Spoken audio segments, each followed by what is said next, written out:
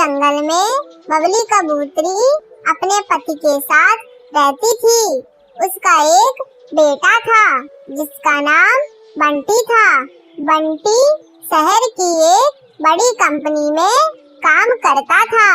एक दिन उसने टुन्नी नाम की चिड़िया से शादी कर ली और उसे लेकर अपने घर आया। माँ, मैंने अपनी पसंद से शादी कर ली है और आज मैं आप दोनों का आशीर्वाद लेने आया हूँ। बेटा, तुझे हम दोनों का आशीर्वाद कभी नहीं मिलेगा। हम दोनों ने अपना पेट काटकर तुझे शहर में पढ़ाया, कभी किसी चीज की कमी नहीं होने दी। आज जब तू अपने पैरों पर खड़ा हो गया तो अपनी मर्जी से शादी कर ली। तूने हम दोनों की इज्जत का भी नहीं सोचा। जा यहाँ से, मेरा अब तुझसे कोई रिश्ता नहीं। चला जा यहाँ से, फिर कभी वापस यहाँ मत आना। आज से हम दोनों मर गए तेरे लिए। माँ जी, ऐसा मत कहिए। पिताजी, आप कुछ कहते क्यों नहीं? आप चुप क्यों हैं? माँ जी को समझाइए ना। टुन्नी चिड़िया के रोने का असर बबली पर बिल्कुल भी नहीं पड़ता।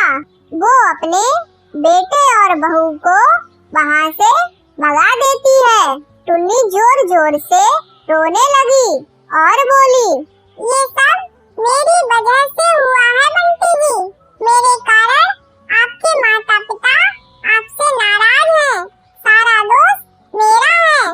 अपने आप को दोष देना बंद करो टुन्नी। अब चलो यहाँ से, शहर में किराए के घर में रहेंगे। बंटी कबूतर और टुन्नी चिड़िया शहर आ जाते हैं और किराए के घर में रहने लगते हैं। धीरे धीरे समय गुजर जाता है। इस बीच टुन्नी 2 बच्चों की माँ बन जाती है। एक दिन टुन्नी अपने बच्चों को खाना खिला रही थी। तब चिंकी टुन्नी से पूछती है, मम्मी, आप तो हमेशा कहती हो हमारे दादाजी और दादी माँ हैं, लेकिन वो कभी हमारे पास क्यों नहीं आते? आएंगे बेटा, बस वो अभी हमसे थोड़े नाराज हैं। इस बार जब तुम्हारी गर्मी की छुट्टियाँ होंगी ना, तो हम लोग तुम्हारी दादी माँ से मिलने चलेंगे। इस तरह कुछ दिन गुजर जाते हैं। एक दिन बंटी कबूतर की अचानक तबीयत खराब हो जाती है। ऐसा लगता है अब मैं नहीं बचूंगा। अगर मैं मर गया तो तुम बच्चों को लेकर माँ पिताजी के पास चली जाना, वो तुम्हें माफ कर देंगे। ये आप क्या बोल रहे हो बंटी जी? आपको कुछ नहीं होगा। डॉक्टर ने आपको दवा दी है ना, आप जल्दी ठीक हो जाएंगे।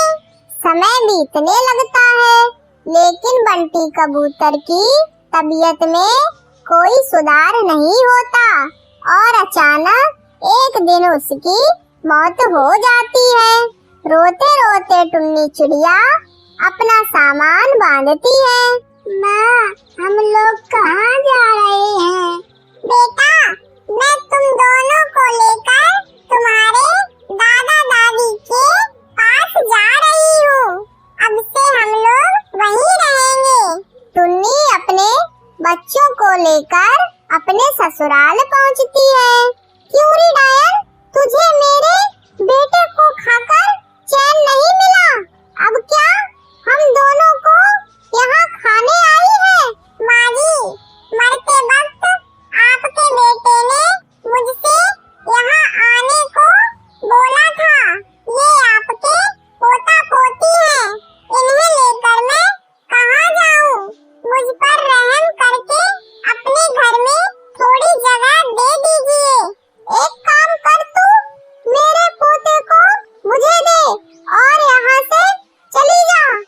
बबली कबूतरी टुन्नी से उसके बेटे को छीन लेती है और उसे वहाँ से भगाने लगती है। माँ जी, मैं यहाँ से चली जाऊंगी, मेरा बेटा मुझे वापस कर दीजिए। लेकिन बबली कबूतरी उसके बच्चे को वापस नहीं करती। हे भगवान, तुम मुझे इतने दुख क्यों दे रहे हो? मेरे पति भी नहीं रहे और मेरे बेटे को भी छीन लिया। माँ, अब हम कहाँ रहेंगे? तभी टुन्नी को नदी किनारे गीली मिट्टी दिखाई देती है। वो उस गीली मिट्टी से एक छोटा सा घर बनाती है और टुन्नी चिड़िया अपनी बेटी के साथ उस मिट्टी के घर में रहने लगती है। एक जंगल में बहुत सारे पक्षी रहते थे। उसी जंगल में एक टुन्नी चिड़िया जो अकेले ही टूटे फूटे घोंसले में रहती थी। इन दिनों जंगल में बरसात का मौसम था। सारे बादल आसमानों में अपने अंदर पानी लिए घूम रहे थे। अरे बाप रे, आसमान में तो कितने काले बादल हैं। लगता है आज बहुत जोरों की बारिश होने वाली है। अब मैं क्या करूं? कहीं बरसात ज्यादा हो गई तो मेरा घोंसला तो पूरा टूट जाएगा। पहले ही मेरा घोंसला कितना टूटा फूटा है। इससे पहले कि बारिश शुरू हो जाए, मुझे अपना ठिकाना कहीं और करना होगा। टुन्नी चिड़िया उड़ते हुए जंगल के हर पक्षी के घोंसले में जाती है और हर पक्षी से मदद मांगती है। लेकिन कोई भी पक्षी टुन्नी चिड़िया को अपने घोंसले में नहीं रुकने देता। आखिर थक हार कर टुन्नी चिड़िया अपने घोंसले में वापस आ जाती है। तभी बारिश शुरू हो जाती है। बारिश इतनी तेज हो रही थी कि टुन्नी चिड़िया का घोंसला टूटकर गिर जाता है। टुन्नी चिड़िया पेड़ की डाली पर बैठी पानी में भीग रही थी। अरे बाप रे, कितना ठंडा पानी है। अरे बादलों, क्या आज ही सारे पानी की बरसात करोगे? अरे कोई है, मेरी सहायता करो। बारिश का पानी तेजी से आ रहा था। टुन्नी चिड़िया उस बरसात के पानी में पूरी भीग रही थी। जंगल का कोई भी पक्षी बरसात में उसकी मदद करने को नहीं आया। तब एक बादल उड़ते हुए टुन्नी चिड़िया के पेड़ के पास आता है। टुन्नी चिड़िया उस बादल को देखकर बोली, अरे बाप रे, ये बादल तो मेरे पास ही आ गया। चिड़िया बहन, मुझसे डरने की जरूरत नहीं है। मैं आपको कोई नुकसान पहुंचाने नहीं आया हूँ। मैं जब से आसमान में उड़ रहा हूँ तो मेरी नजर आप पर पड़ी। मैंने देखा कि आप अकेले यहाँ बैठकर बरसात के पानी में भीग रही हो। तो ऐसा क्यों चिड़िया बहन? वो क्या है ना बादल भाई, इस बरसात के पानी से मेरा घोंसला टूटकर गिर पड़ा है। अब मुझे अपना सिर छुपाने के लिए ना तो मेरे पास कोई घोंसला है, ना कोई छत है। अरे चिड़िया बहन, अगर आप किसी तरह इस बरसात के पानी में भीगती रहीं तो आप तो बीमार हो जाओगी। इस जंगल में तो काफी सारे पक्षियों के घोंसले हैं, आप उनके पास चली जाओ ना। बादल भाई, मैंने हर पक्षी से सहायता मांगी पर किसी ने भी मेरी सहायता नहीं की। क्या? हमने तो सुना था कि पक्षियों में एक दूसरे के प्रति बेहद लगाव और प्रेम रहता है, पर आपकी किसी पक्षी ने सहायता नहीं की। ये कैसे हो सकता है? बादल भाई, समय के साथ साथ हर चीज बदल जाती है।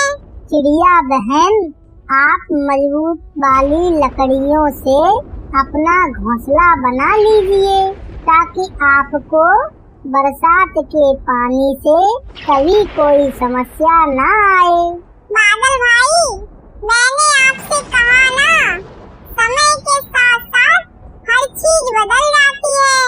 पहले जंगल में हर चीज मुफ्त में मिला करती थी, पर जब से दौर बदला है, पक्षी ने जंगल का हर इलाका अपने नाम कर रखा है।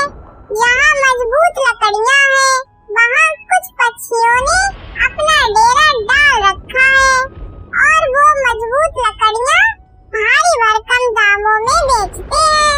क्या जंगल में इतने बदलाव हो गए हैं?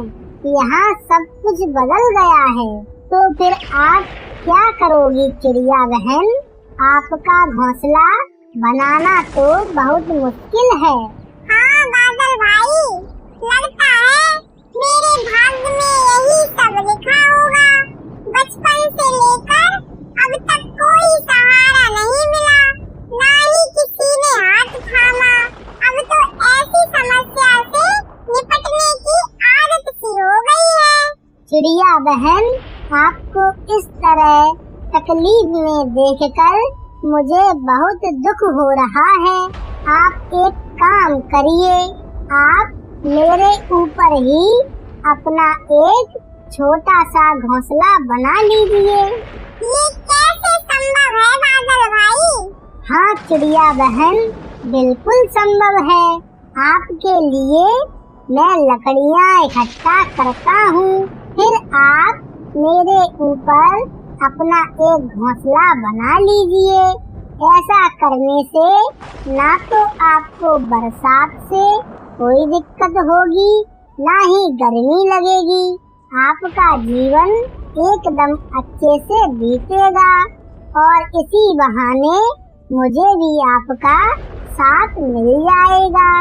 ये बात सुन के टुन्नी चिड़िया को बहुत सुकून मिलता है और वो उसी बरसात में धीरे धीरे एक एक लकड़ी उस बादल के ऊपर रखकर अपना एक सुंदर घर बना लेती है और उसमें रहने लगती है।